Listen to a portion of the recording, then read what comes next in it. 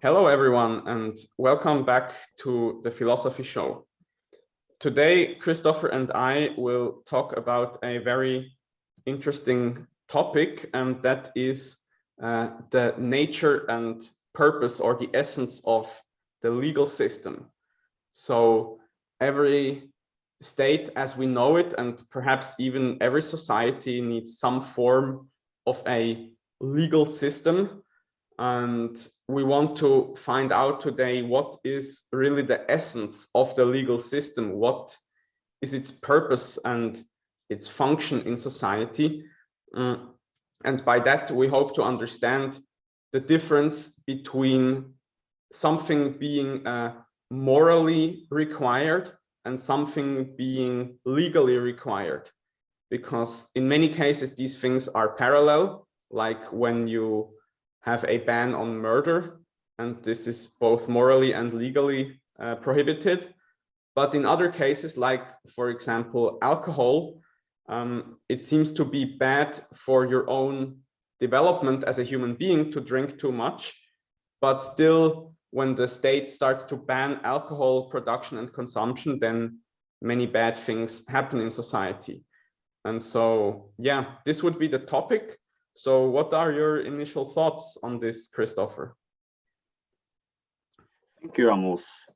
Right, so this is a deep or huge subject, you could say. And well, the first point perhaps one can consider is that legal systems can be structured and organized in different ways. There is a book by the economist David Friedman, who is the son of Milton Friedman, a book with the title Legal Systems Different from Ours, or Very Different from Ours. I haven't read it myself, but it seems that he's talking about various structures of how law and regulations are organized in places such as China for centuries into the past. I think he's talking about Iceland and Ireland, even thousands of years back in the past. You had legal systems very different than we have in our modern system. So that's one thing to consider, that you can have legal systems being very differently organized depending on perhaps culture or economic considerations or technology, etc. And also, as we have touched upon before, if you look back to the Middle Ages, it seems that law was much more decentralized. It was not just one huge state bureaucracy legislating everything, but rather we had many different institutions with their own set of legal systems. And I think feudalism, or it's debated whether feudalism is a precise word to use when talking about the Middle Ages among historians, but at least what people view as feudalism would have a legal system that is different than modernity, where the laws are more decided by one state, and that's it, sort of. Right, so related to this then would be the concept of subsidiarity. And I think this is very valuable to consider when we're discussing, okay, what should be the laws of such and such a country? What should the state be involved in? And subsidiarity, for those who don't know, is the idea or principle that, well, you have different institutions in society, and you have small institutions, social institutions like the family, and then you have some larger institutions like the local community or some trade union, for instance. And then you have the largest organization or institution in a way, which would be the state. When we're talking about the specific nation. Some would perhaps say, well, perhaps if there's a state church, that would be an institution, but just leaving that aside, there is this concept of subsidiarity, which says that what smaller social institutions in society can do in its own, they should have that task dealing internally within that institution, and it shouldn't be left to a higher institution. For instance, the state should not try to raise children, because that's the task of the family, and you have to respect that subsidiarity. And I think this is very relevant to legal systems, because there is the question of, okay, what should be illegal, what should be legal? And then we have to consider, well, there are things which society in some way or another should bad behaviors that society should shun or punish in some way. But it doesn't necessarily have to mean that the state has to enforce prohibition. It could simply be that the family punishes the children of that family if they do bad behavior, or a local school or a local church or something like that. So that's the concept of subsidiarity. Right, so that would be a few points to consider when talking about legal systems. Though again, it's a huge subject, but I think those are at least very valuable insights. Yes, I think these are indeed good points. The one being that many different structures of legal systems can work. So it's not necessarily a one size fits all. And the other being the principle of subsidiarity, as you have said, that there is different, what's the right word, areas in which different institutions should enforce certain rules about behavior. And then there are other areas that are not in the proper domain of this institution. As you have said, the state should not raise the children. So I think I would like to go even a little bit deeper for a start and try to really define what a legal system is. We have noticed that it's always good to start with a definition. So, and I think it's not even that easy for me to think really what is the definition of a legal system. So it seems to be a set of rules about certain behavior which is allowed, mandatory, or prohibited. So there's like this room which is just free. You can behave inside of this area as you please. And then there are certain actions that you are required to do by society. One example being helping a person in dire distress if it doesn't cause you yourself any danger. I think in philosophy this is called the duty to help. And then there is, of course, bans on certain behavior like rape and murder and theft and these kinds of things. So there is prohibited behavior, there is mandatory behavior, and then there is an area which is kind of what we have talked about when you have certain rights. You are free to behave inside of this area as you please, basically. And so there is this set of rules, and then there is either all in one or in separate institutions, there is the aspect of defining or updating the rules. That would be what's it now?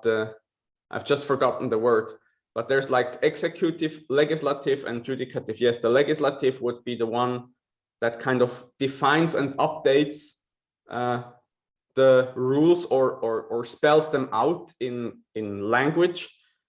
And then the executive would be the ones that enforce the rules, and the judicative would be the ones that say if a rule has been violated or not, because someone would have to make this decision.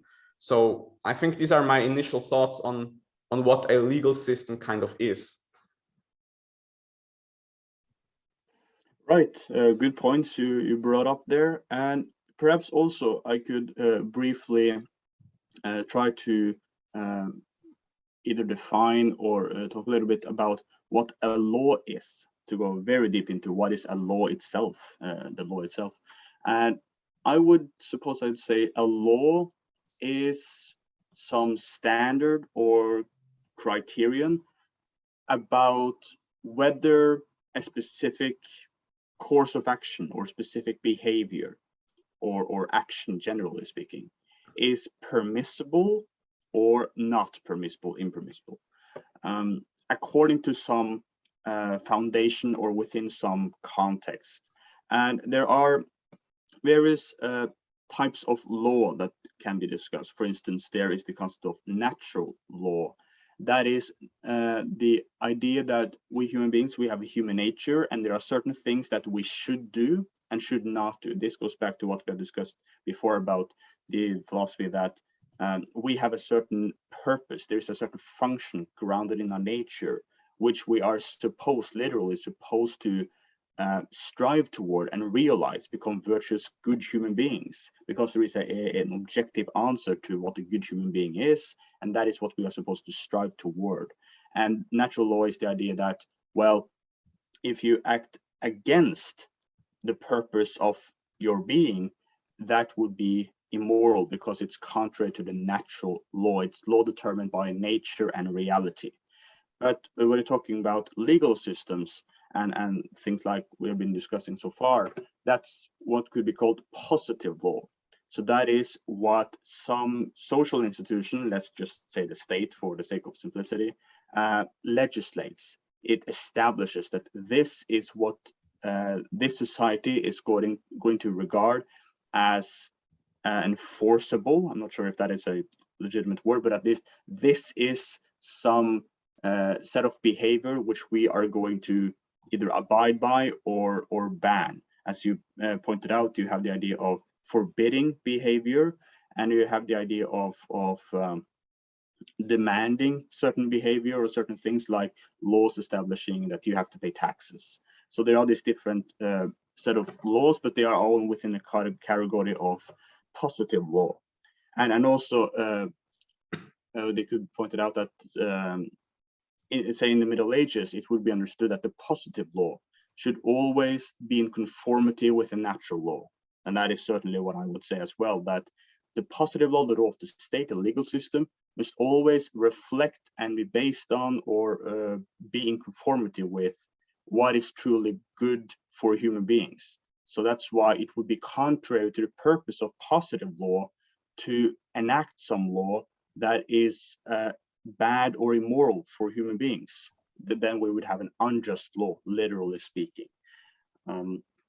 Yes, and also to talk a little bit further about that, if you go back to the Middle Ages, it seems that back then law was much more the idea that it was something that you are going to discover, some eternal law of reality that is out there objectively, and the state or society rather explores that reality and discovers those laws and simply recognizes them and then enforces laws already established from eternity by God ultimately, and you have this natural law, this law in reality. Today with modernity, the idea of law has been somewhat different. You could say it's more about consequentialism or burdens and benefits to this and this group, or utilitarian purposes. That's sort of a debated issue about specifically how should we understand law precisely, but those are at least very good philosophical foundations behind understanding law itself. And yes, then there is this idea of legal system. Well, how should it be organized? You talked about the judicial, legislative, and executive branch of government. That is a feature of the modern state. We have famously Montesquieu, that Enlightenment philosopher, who talked about dividing the state in this manner. And that would be a way in which a state could establish some laws or operate, generally speaking, but have this sort of system within itself to regulate itself. Though I would have problems with that system, but that's at least the idea behind the modern democratic state. Right, and then of course there is the issue of, okay, how exactly should the law be established and by whom and through what mechanism? We have this means, as you mentioned, we have modern dictatorship when you have one autocrat who decides everything by his own hand, or you have some sort of feudalism, or again, feudalism as a term is debated, but the medieval system of, okay, you have a king, but there is this eternal law you have to recognize. There are these traditions that precede him, as we talked about earlier, and there is subsidiarity. So Yes, lots of things to consider, but those are at least some very good and valuable points to consider. Yes, thank you for that. I think I would like to leave the question of how the legal system should be organized aside for the moment and really focus on its purpose in society. And I think this thing you mentioned about the distinction between natural law and positive law is, I think, relevant to this discussion. And perhaps you could even say that the distinction is between or let me propose another interesting distinction, which perhaps will be useful for our conversation. We could distinguish between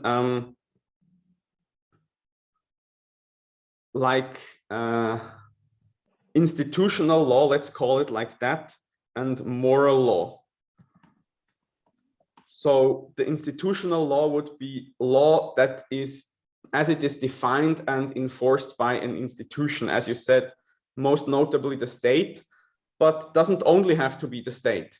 You can also have like clubs or organizations or local communities enforcing in their own way certain norms of behavior, even if that is not what the state is doing.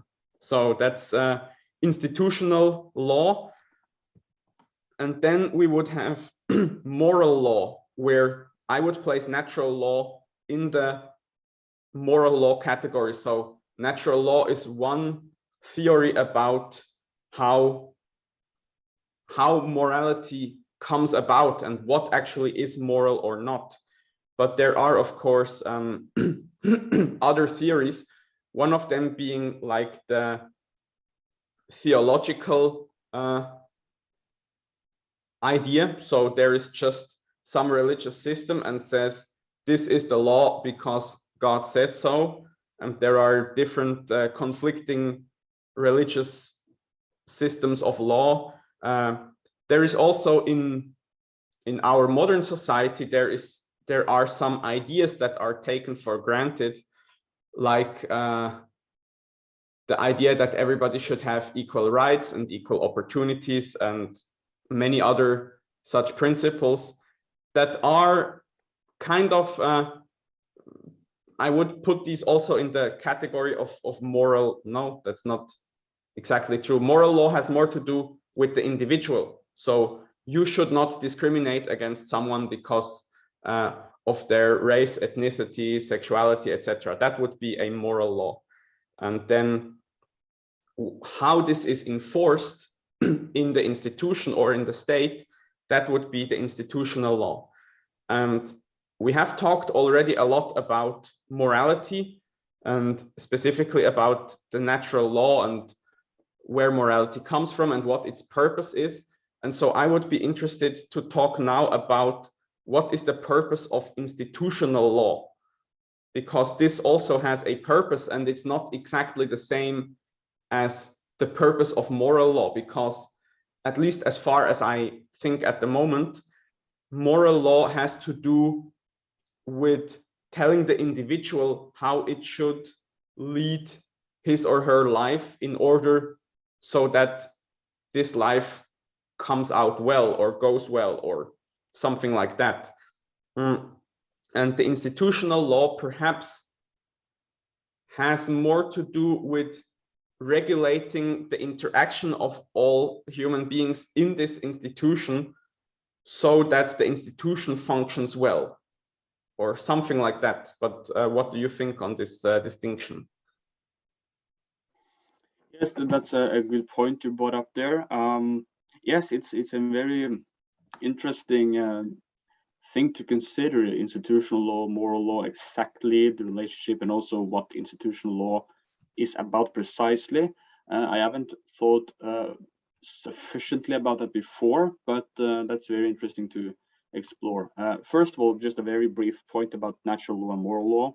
It's not that natural law encompasses the totality of moral law, because in Catholicism, for instance, you have the idea of divine positive law, which are special laws that God reveals, not grounded in human nature, but rather in because he wants human beings to behave in this way. For instance, you have church precepts that you have to have fasting and abstinence these and these days in the calendar and things like that. Those are not grounded in natural law, but they are still morally something you have to do as a Catholic because it's commanded by God. So that was just a very brief point. Right, so institutional law. Well, I think it's also very important to consider the purpose of the state, or even deeper, the purpose of society itself, which is the basis and foundation when we're talking about the essence of and purpose of institutional law. So as we have discussed before, the purpose of the state, it's about promoting the common goods of society, because as we know, we are social creatures.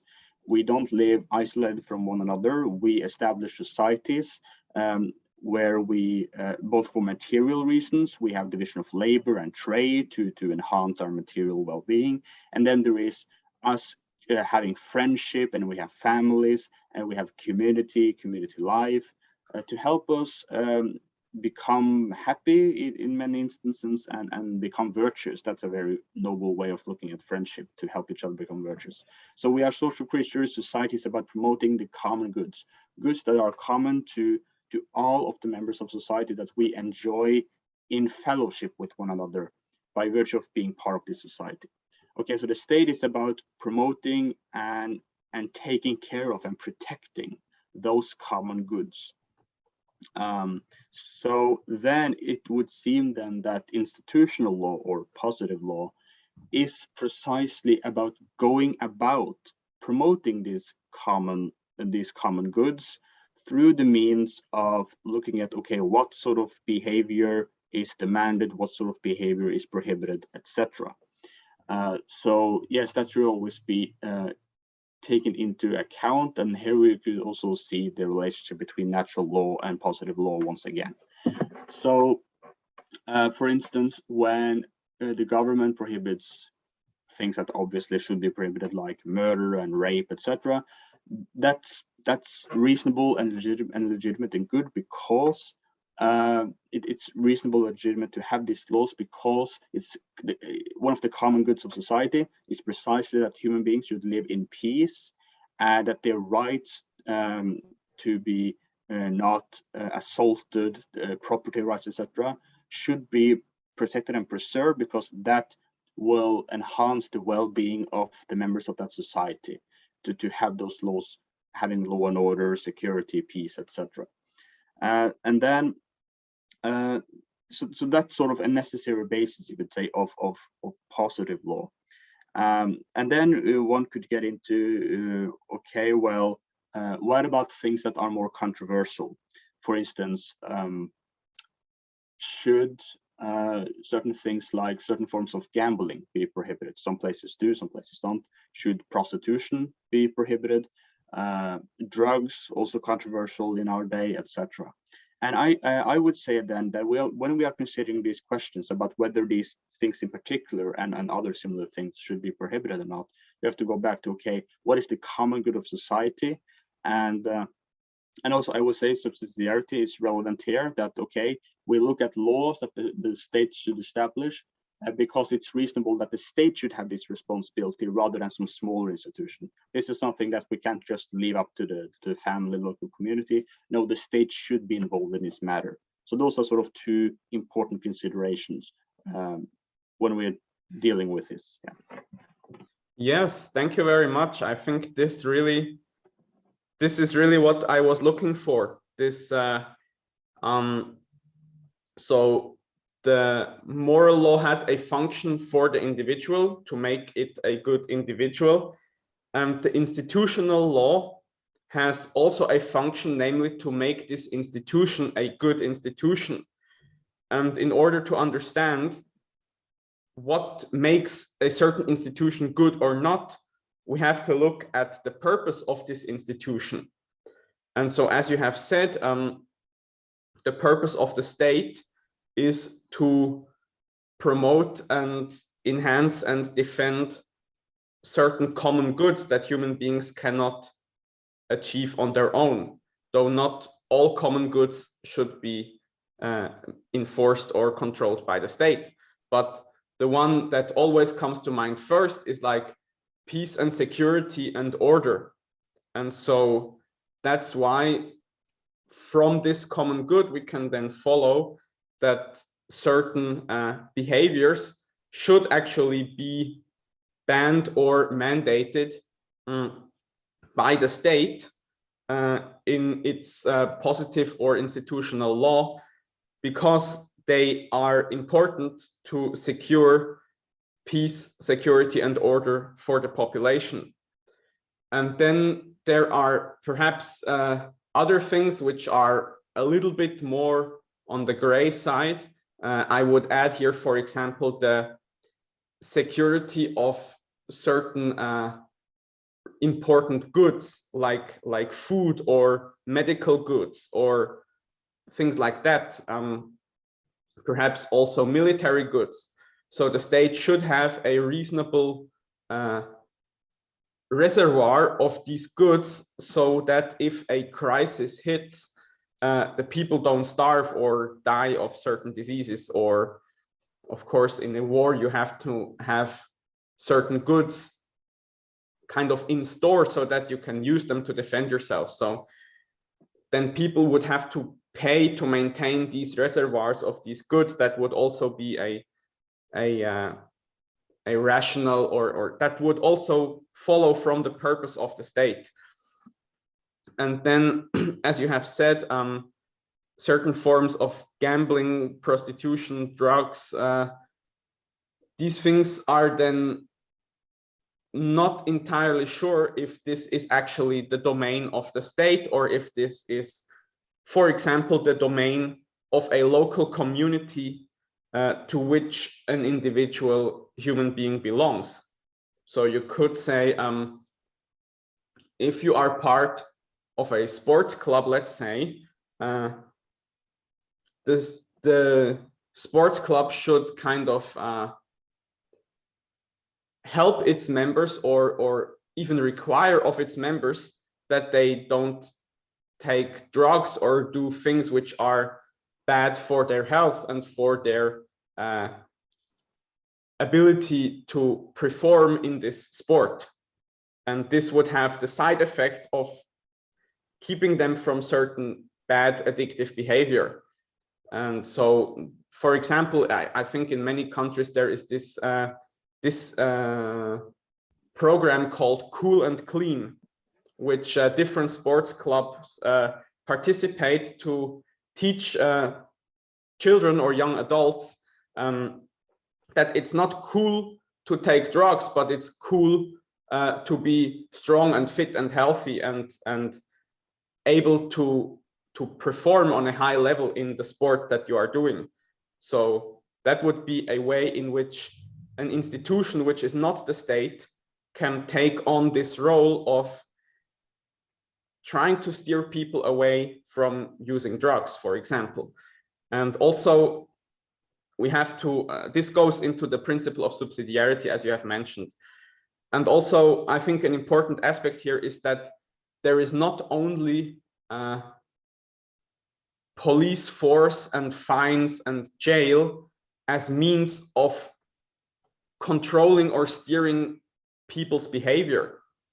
As you said, there is the possibility, for example, simply of excluding someone from a club if he doesn't adhere to certain norms, or there is the possibility of shunning people, of not wanting to interact with them anymore if they don't adhere to certain standards of behavior. So there are other ways than having the police and the state enforce every rule. So there is not only the question of the domain, who should actually take care of this norm, but also there are different means of enforcing a certain norm. Yeah, I think these are some thoughts on what you have said. Right, yes, those are very relevant points that you brought up there. And I think one of the errors of modernity is to treat of law as, when talking about institutional law, that it's only about what the state prohibits or allows. But that's not the case, because you can have many other institutions in society which deals with behaviors being prohibited or demanded. Yeah, one thing is encouragement and advice and recommendable things, like you mentioned that program about drugs, but even more real laws like shunning people, ostracism, and even some form of punishments. And one of the controversies in, say, the 19th century, which is a good example of this, is the discussion about, say, the role of the Catholic Church in society. Does the Catholic Church have its own right to temporarily punish its own members if they become heretics, for instance? Is that something the Church has the right to enforce on its own without the help of the state? And of course, Catholics would say, obviously, the Church has that right internally. It's not just the state, the Church as well. But that's just an example of how we could have this idea of other institutions also having literally a legal system. And of course, the Church Inquisition is another very good example. Now, whether the Inquisition was good or bad, that's a separate subject. The point is just to illustrate that there were institutions that were not governmental, but they functioned as some institution dealing with law and order on its own. And I could imagine in some hypothetical, very decentralized society, you have a local community. One of those members are found doing some drug, for instance, or some other behavior that it should not happen at all in a society. You can imagine that that local community would simply completely shun that society, perhaps kick him out altogether, and that would be the punishment. So whether you would call that a institutional law, you could perhaps say that, but it wouldn't. The point is that it to prohibit something doesn't necessarily have to mean that you have to have a huge state bureaucracy and prisons and a state court system. It could be other ways. And of course, again, you have the idea of different legal systems throughout history, like David Friedman wrote a book about. So yes, those are very important considerations. Now, another point, I think what we have been discussing so far could also be used as, or in light of what we have discussed, we could sort of view liberalism as the philosophy or ideology that the common goods of society are specifically the issues about law and order and peace, like protect property rights, protect people from assault, but then things that are not strictly speaking about violence and the prevention of violence, but rather more about moral issues, specifically like taking drugs or prostitution. Those are merely private goods, not common goods to prevent those, but merely private goods. And therefore, the state should not be involved in prohibiting any of these things. I think this is a useful way to understand why liberalism has been about, yes, of course, the state should prohibit murder and rape and things like that, assault, but things like drugs and gambling, they should be fully legalized, because those are not, it's not a common good for society to not have those. It's a common good to not have rape and murder, but to not have drugs, etc., are merely private goods, and therefore the state should not be involved in those.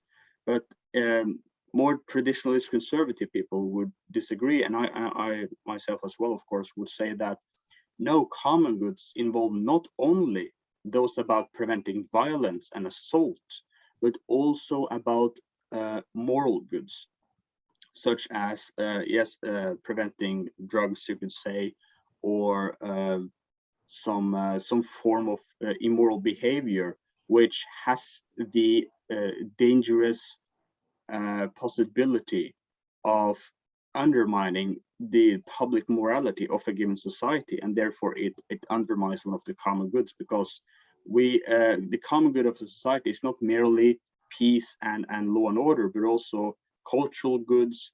Religion is also a common good, and also public morality that should be taken care of. So I think this what we've discussed so far is very helpful to understand the philosophical divisions between these different modern political philosophies. Yes, interesting point. I mean, what you have mentioned there is kind of this liberal idea of the watchman. The state should just be a watchman that makes sure no rape, murder, theft, and what's the other one? Like if you cheat, if you make a promise and then you break it, or if you break your contract. Fraud. Yes, fraud. So the state should just ban these things and leave everything else to the people as they please. And of course, you have already mentioned how this might be flawed, that there is a kind of gray area between the public space and the private space. So for example, if people take certain drugs, but it doesn't affect their function in society or their interaction with other human beings, then it could be said that the taking of these drugs is really just a private business. Like some people take medication against diabetes or against certain diseases, and they take this medication, but other than that, they function normal in society. And so I think it actually used to be that way also with many drugs that are today banned. Like a couple of 100 years ago, you could just buy heroin basically in the pharmacy. You could just go and buy it, or something similar to heroin, at least some product of this plant. And so some people could self-medicate with this drug, and other than that, function more or less normal in society, because there wasn't this problem that they got homeless because they had to spend so much money because it was illegal. Or another example is I heard this story once from Russia. Of course, I don't know if it's true, but some guy was traveling in Russia and he was in a stop in the highway in the morning, like 6 o'clock in the morning. And some guy comes in and he literally orders like a drinking glass of vodka and just hits it down and goes back into his truck and continues driving. He was like a long distance trucker, and he just drank like three deciliters of vodka and continued driving. And so, of course, for this individual, this is problematic and sad, and he probably will die younger than if he didn't behave in this way. But as long as he has his regular dose of alcohol, he is able to function in his job like normal. He's actually able to function better than if he wouldn't have it. So now, of course, there are like the delay, the reaction time. I'm not saying this should be how we do it here, but just the point is some drug use is actually a private business, but at some point it starts to affect a person so that it changes his behavior or his interaction with other people. Perhaps this could also be psychologically being more aggressive or having less self-control or any kind of thing. And at that point, it becomes a public issue.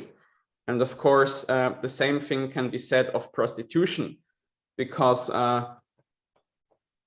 if there are sometimes these controversies, like what form of advertisement should be legal and what form of advertisement goes too far, like presenting naked women to sell some product or something. And this is just a point that people want to be able to go through their day-to-day life without always being, how do you say, affected by, for example, seeing images of naked women, because this has a strong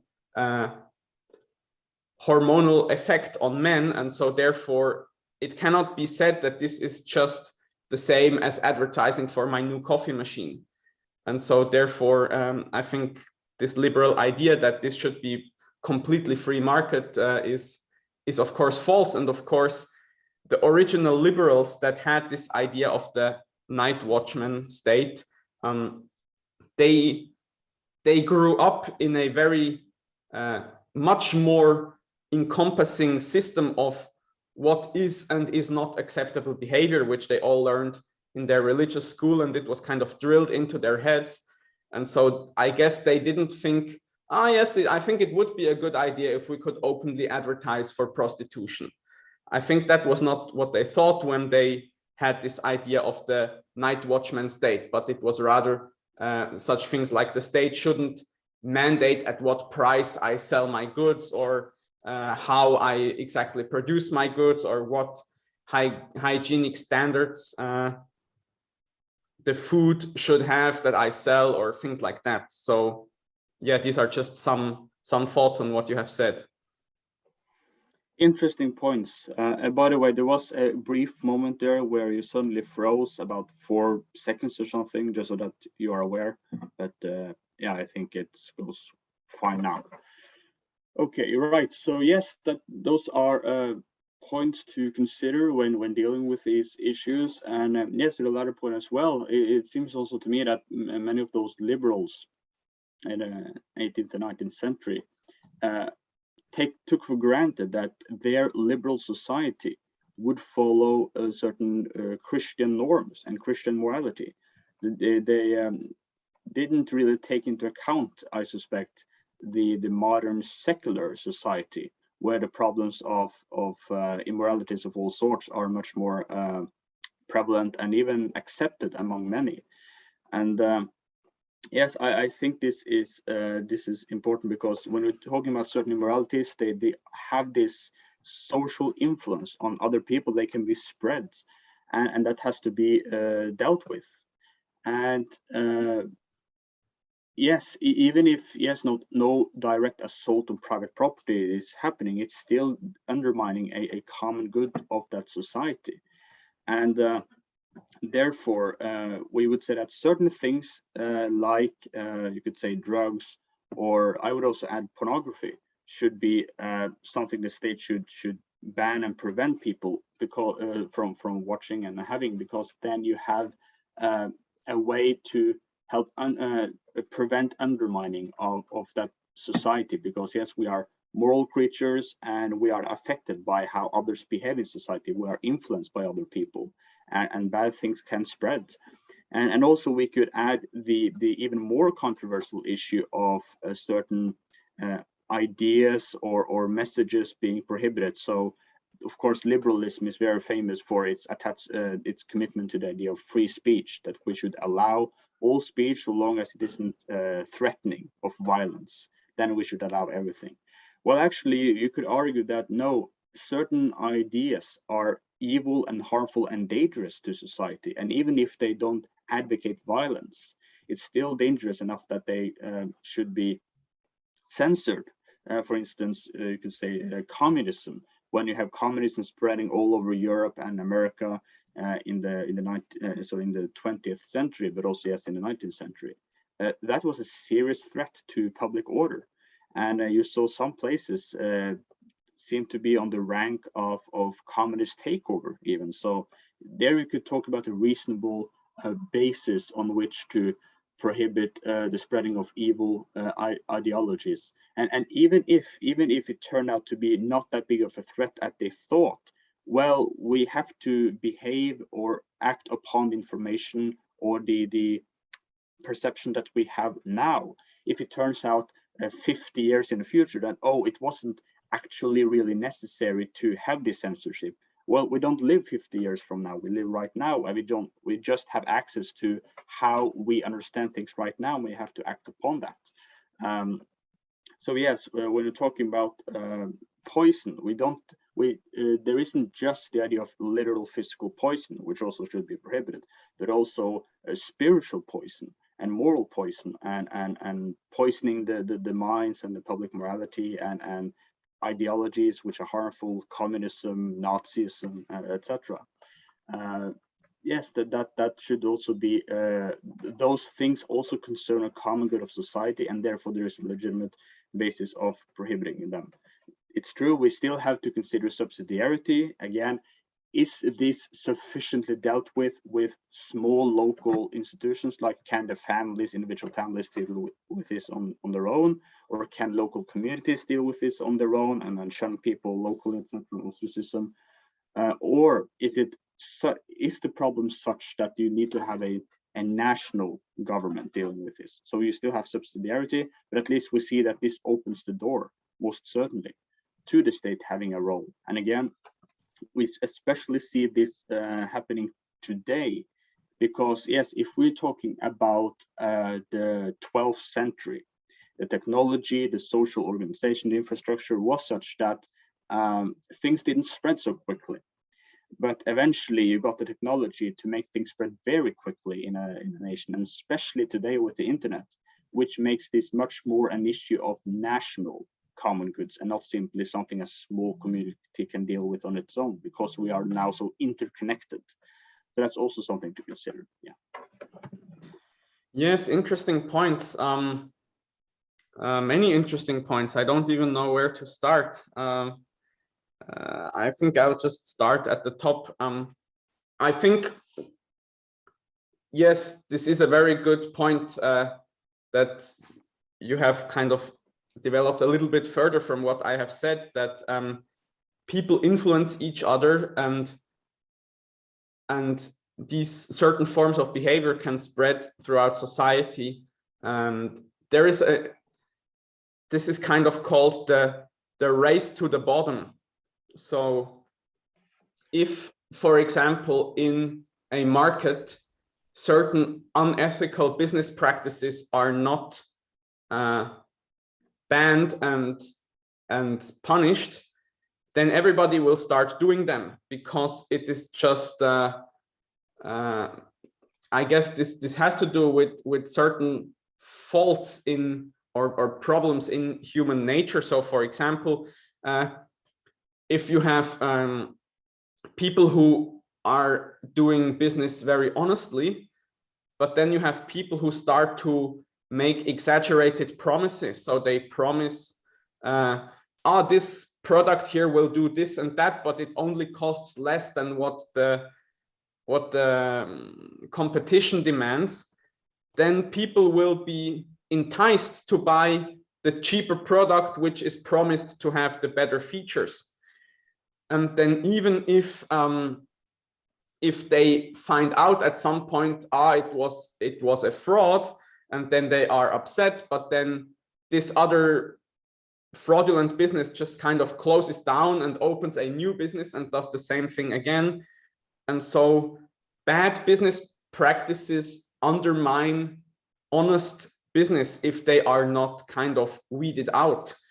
And the same can also be said on an individual level. So for example, and I know these are all very controversial topics and I don't have a clear answer for them, but still I think they should be talked about, and they aren't talked about today. So one easy example, if you look at kind of in bars and club and in the nightlife, a woman that will wear shorter clothes will get more attention, because that's just kind of hardwired into the brain of men by evolution, I would say. And so there is kind of this race to, if you wear a little bit less, then you get a little bit more attention, or a lot more attention. And so if there is no check on this behavior, then certain trends can just continue very rapidly and continue actually in a direction that is harmful for everyone that is involved, but still they cannot be stopped on a if they just happen if they are let loose because of the way people function.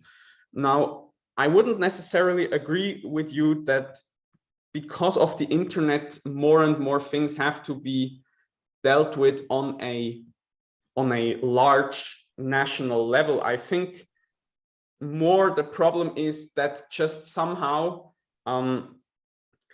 this trend towards centralizing everything in the hands of the government I don't really know why it has started and why it has continued, but it certainly is a trend that we observe. And it's sometimes, if you see really old people, they will still have this idea that if they see someone do something bad, they will complain. They will say, hey, you shouldn't walk over the road when the right light is red, or something like that.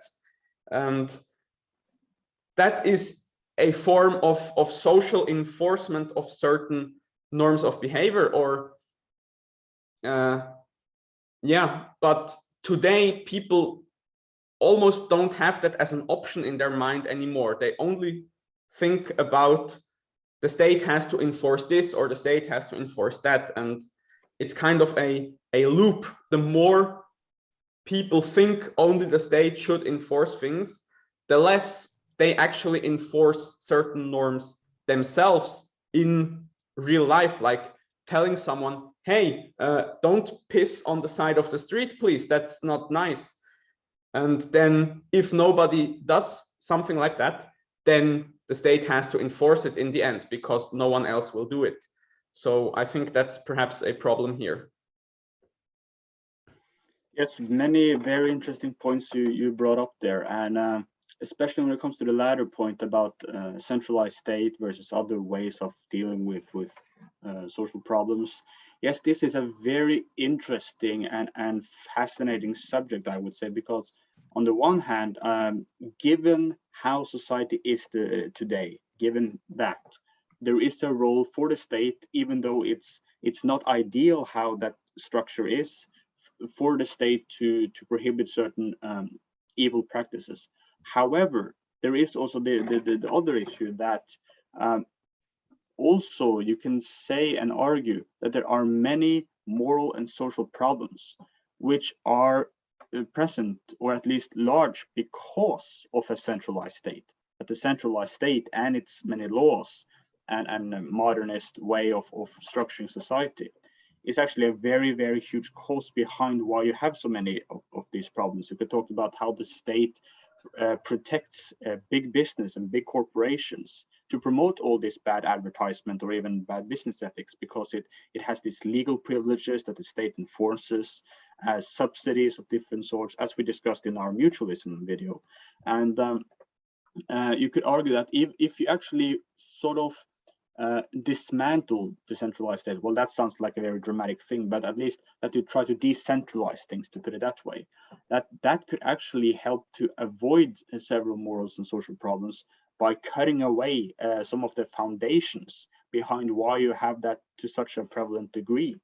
And yes, if things become much more decentralized and various other ways in which a modern way of organizing things were replaced with a more decentralized, perhaps more closer to the medieval or traditional way of having society, that would sort of automatically solve several problems on their own in a way.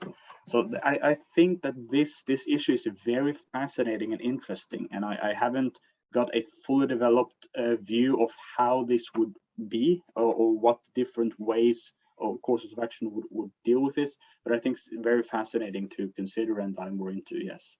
And yes, I also would agree that there are several issues that where people should look at non-governmental and even non-coerced ways of dealing with bad behavior, both in of course families, but also in local communities, in various unions. Back in the Middle Ages, you had the guilds. I am sure they also had some ways to deal with bad behavior among their members. And also you have the distinction between formal and informal laws. Examples of informal laws would be things like etiquette, things that simply you shouldn't do in a social context. It's not like this is written on a law and you'll be sent to the prison when you do that, but it's still something that at least used to be very socially enforced. And the power of social enforcement, that's big, because it's sort of part of the current human nature, that we are influenced by how other people view us and how they react to our decisions. And that can both be good and it can be bad. it has been tremendously bad because in many cases, because people in many cases do not do the right thing because they fear other people's reactions. However, that they could be also done in good ways, that people are prevented from doing bad behavior because of how society view them, taboos and things like that. So yes, those are also important to consider. And also when it comes to a more strategic or pragmatic issue, that okay, how are we going to establish a better society? I don't believe that the solution is really political. I believe we first should go to the culture and how we organize our own lives individually, the lives of families or friends to the degree that's possible, and then trying to build up better ways of organizing things from small scales and then larger. I think that is more feasible or would be a more successful course of action than trying first to deal with it politically. That's something I've been thinking about in various issues, but yeah. Yes. Just as you were talking, some thought came back to my mind, which is something that I also write about in my book that I'm writing at the moment. And because I was thinking that the solution to many of these problems that we have talked about would be, as you said, to decentralize our society. Because at the moment, the state enforces all kinds of norms. And other than the state, basically nobody almost enforces. There are some clubs that enforce certain behavior, but it's very limited. And it's really very small. And it would be better if people would take more responsibility again themselves for enforcing, or not enforcing, but promoting and trying to establish certain norms of behavior that are good. Like, for example, there is this idea of slut shaming, which some feminists think is a horrible thing, that society basically shames women who just behave sexually extremely loose and just basically sleep with everybody and dress very, very short or almost too short. So, but this is actually exactly an example of what I'm talking about, that people, as you said, just simply by their reaction to how someone behaves, inform this person that this behavior is not really appreciated by me. And if many people react in the same manner, then a person will start to feel uncomfortable, because that's just how social animals, how we are wired. If everybody looks at you scornfully, then you really feel uncomfortable and you will change your behavior. And as you said, this can have bad effects, but it also can have good effects. And it would be great if more people would use this means of trying to make sure that the society they live in adheres to good standards. But now comes the problem. Our society today is so diverse that we don't have a common standard of etiquette or of acceptable or desirable behavior in almost all important aspects of life. So we don't have this common standard anymore, as, for example, the classical liberals with their Nightwatchman State had. Because for them it was clear if somebody would dress really inappropriately or do business in a fraudulent way, no, that the state would take care of. But like, they had many ideas of, you simply just don't do that. And this was kind of enforced by a very decentralized, just by scorning people who actually behaved in that way in society in general. But today there are millions of different social groups, and they all have their different norms of behavior, their different ideas how people actually should behave, or what is good or bad. And so you cannot have social control if the society doesn't agree on the norms. Because some person will say, hey, I think you should perhaps dress a little bit not so revealing, and then immediately some other person would say, hey, you shouldn't judge this person on how she is dressing. And then you just have a big trara. And since there is no social agreement, this control by scorn or by just looking disapprovingly at someone doesn't work anymore. And perhaps that is also the reason why everybody wants the state to do all these things, because just the social control doesn't really work anymore, because society has become too diverse. Right, yes, and then you have this huge liberal error that so many people have. You cannot judge people and their lifestyles. It's so prevalent, it seems, that it's completely destructive and false. Of course, we can recognize that someone is living in an immoral and improper way. So yes, of course there is a sense in which, yes, you shouldn't judge too rashly or judge irrationally. That's very true, and there are cases of judging that where people shouldn't judge. But obviously, if you see someone absolutely doing something or living in an immoral way, you should have such social controls, as you pointed out. That's very true. And yes, I'm thinking about the family in the past were more considered to be a place in which the children were given a moral education. They were raised by their parents to become good, moral, responsible, virtuous human beings who knew the rules of etiquette, who knew the norms that people should follow, both in very concrete, small-scale, detailed issues like how should you do table manners, from that to how you should greet other people, to how you should deal with certain problems of various kinds, how people should clothe themselves, all sorts of things, which the family dealt with, this moral education. That has been completely gone, it seems, almost. It's just a very, very, very, very basic norms that people just have to follow of decency. But other than the very few basic things, it's gone, it seems to me, and that's very tragic. And that also opens the door for a centralized state to have all the responsibility when it comes to this, instead of people having families and guilds and all that, and of course the church, which is extremely important here to deal with these matters. And that's very, very tragic. Also, another point I had, that in Norway, when we went from being a Catholic country to a Protestant country in the 16th century, there the transformation happened in that the state took upon itself the role to regulate social behavior much more than in the past. In the past, I'm not an expert, but it seems to me to have been a case in the Catholic Middle Ages in Norway, that bad behavior were more an issue that, okay, you went to the sacrament of penance or confession to deal with that, and there were church penalties and stuff like that, but the state wasn't really involved. It wasn't like here, it's here with the whip, ready to punish you if you do anything. But with the Protestant Reformation, now the church became a state church instead of the true Catholic Church.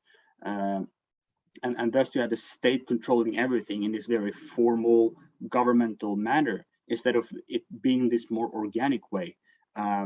Yes, again, I'm not an expert, but it seems to be a very interesting thing of how Protestantism brought about this state dealing with things instead of it being this organic hierarchical system of different institutions and the Catholic Church, etc. Right. So I suppose to sum up these ideas, if it's possible, because there are a lot of things, a lot of subjects which could be dealt with more, but I would say that in the current society, with the state that we have, if we were given the choice of the state doing, if we could talk about, okay, what should the state do? There are certain moral evils the state should prohibit, and I would say forms of drugs and pornography and certain evil ideologies like communism and Nazism and other things being spread. But at the same time, we should take into account that there are behaviors that society in other ways should deal with through the family, through the local community or the church, that they can deal with on their own. Subsidiarity, that people take responsibility for their choices and behaviors, and you have social mechanisms. And we should decentralize society and get rid of many of these things in modernity. So yes, both of these things are important, I would say. So I'm not sure if that would be an exhaustive position that I have, of course, because it's such a huge subject, but that's at least some of my, I suppose, concluding remarks or ways to sum up my ideas. Yes, good points, good points. So I think for me, the most valuable thing of this discussion was probably to understand the nature of institutional law and its purpose. And I think it's very neatly understood that, or it can be neatly understood if you look at the purpose of the institution. So for example, what is the purpose of a state? What is the purpose of a church? What is the purpose of a sports club or of a friendship or of a family? And then through the purpose of the institution, you can understand whether the laws that this institution is enforcing in some way or another, either through force or through other means, as we have discussed, ostracism or shunning, or just simply scorn and being upset with someone, then you can judge whether these laws or rules of behavior are adequate or not based on the purpose of the institution. And so I think that was very helpful for me. And this shows also that institutional law is not always the same as moral law, but the gap, of course, shouldn't be too wide, but there can be certain areas which are not in the domain of an institution to take care of, and then the institution shouldn't have laws concerning this area.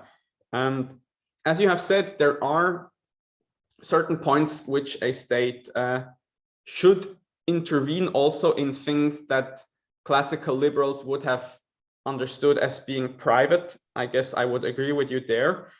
And I think a closing remark would be, if people want to decentralize our society and the legal system or the institutional law of our society, then they have to take more responsibility for enforcing norms themselves. So just by taking more responsibility yourself, this opens up at least the possibility of the state stopping to do certain things. If nobody wants to take the responsibility themselves, then they will delegate it to some organization, and then it will land in the hands of the state. And then that's kind of inevitable, because norms have to be enforced somehow, because else people cannot live together. And of course, this will lead to conflict because people are not of the same opinion. But I think this conflict is also important, to have discussions with people who don't agree with you on the norms that should be socially enforced. Because through this discussion, you can work out the differences and perhaps come to a good common denominator. So I think that would be my closing remark for this conversation. Yes, great. And also just to point out also that legal systems, not only the state has legal systems, also the Catholic Church is also temporal power. So that's important to consider, that this modernity idea of it's only the state with this right to legislate and punish, etc. That's not true. Yes. Right, so then I would also say thank you, Amos, for having me on to talk about this very interesting and fascinating subject. More could be said and discussed, of course, but I think we covered some very interesting points to consider. Yes, I would then end by saying have a great weekend to you and the audience. I wish you that. And yes, I hope the audience also enjoyed the conversation. And yes, I will leave it at that.